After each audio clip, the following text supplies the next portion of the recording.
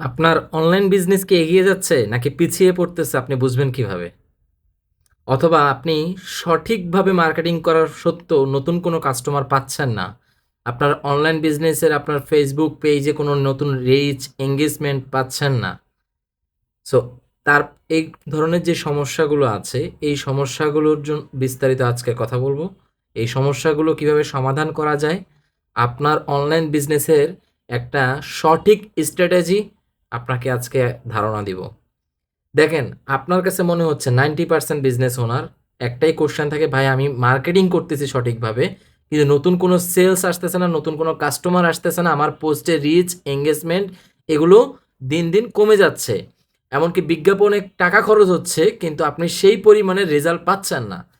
তো সেই বিস্তারিত সমস্যাগুলো নিয়েই আমরা আজকে এটা সমাধান খুঁজে বের করার চেষ্টা করব। ভিডিওটা সম্পূর্ণ দেখেন, আপনার কাজে লাগবে। যারা অনলাইন বিজনেস করেন, দেখেন আপনি কয়েকটা বিষয় আছে যেগুলো আপনার বিজনেসে দেখলে আপনি মনে করবেন, লক্ষ্য করলে দেখতে পারবেন যে আপনি আপনার বিজনেসের সঠিকভাবে মার্কেটিং করার পরেও আপনার এই প্রবলেমগুলো ফেস করলে আপনার এগুলো অবশ্যই সমাধান করার জন্য একটা সঠিক স্ট্র্যাটেজি ব্যবহার করতে হবে।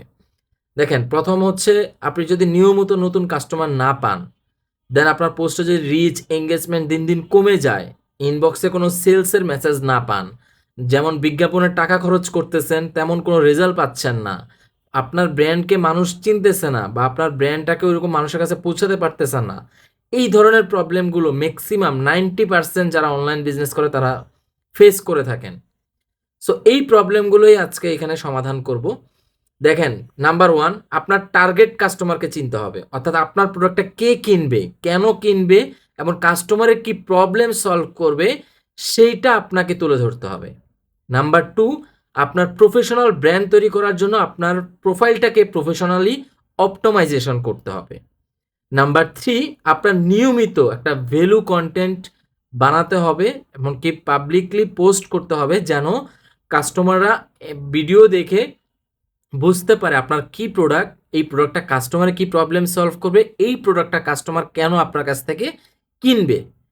এই প্রোডাক্টের যে ভ্যালু, এই ভ্যালু একটা কন্টেন্ট আপনার রেগুলার বেসিসে 30 ডেইসে 30 কন্টেন্ট, অর্থাৎ 30 দিনে 30টা ভিডিও আপনাকে পোস্ট করতে হবে।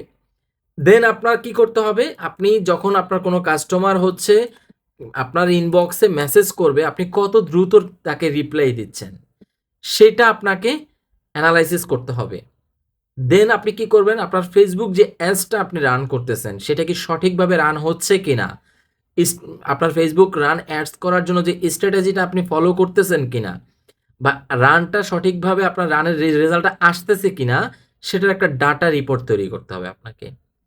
দেন আপনি কি করবেন, আপনার যে কাস্টমারগুলো আছে সেই কাস্টমারগুলোর ডাটা কালেক্ট করবেন। দেন আপনার প্রিভিয়াসলি যে কাস্টমার আপনার কাছ থেকে অর্ডার করেছিল বা প্রোডাক্ট নিয়েছিল তারা নতুন করে কেন অর্ডার নিতেছে না, এই প্রবলেমটা আপনি খুঁজে বের করবেন এবং কাস্টমারদের সাথে কমিউনিকেশন করবেন। এতে আপনার কি হবে, রিপিট কাস্টমার বাড়বে বিজনেসের। দেন আপনি কি করবেন, রিটার্গেটিং ক্যাম্পিং করবেন।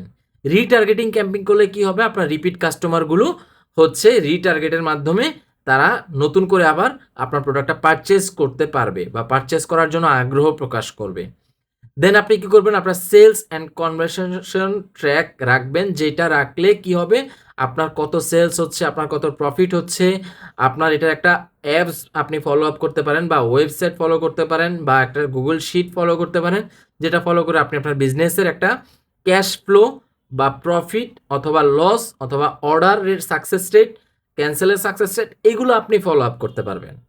সো এই বিষয়গুলো যদি আপনি আপনার বিজনেসে যত দ্রুত সম্ভব আনতে পারেন বা লক্ষ্য রাখতে পারেন বা মনিটরিং করতে পারেন, তত বেশি আপনার অনলাইন বিজনেসটা আপনি আগের তুলনায় একটু হলেও আপনি সাকসেস পাবেন। সো এই ধরনের যারা ব্যবসার যে বড় বড় সমস্যাগুলো আছে, যারা অনলাইন ব্যবসা করেন তারা কমেন্ট বক্সে জানান যে কার কি সমস্যা আছে, আমি চেষ্টা করব সেই সমস্যার সমাধান খুঁজে বের করে আপনাদেরকে ভিডিও দেওয়ার জন্য। ভিডিওটা ভালো লাগলে লাইক করবেন, কমেন্ট করবেন, শেয়ার করবেন। ধন্যবাদ। আসসালামু আলাইকুম। ভালো থাকবেন।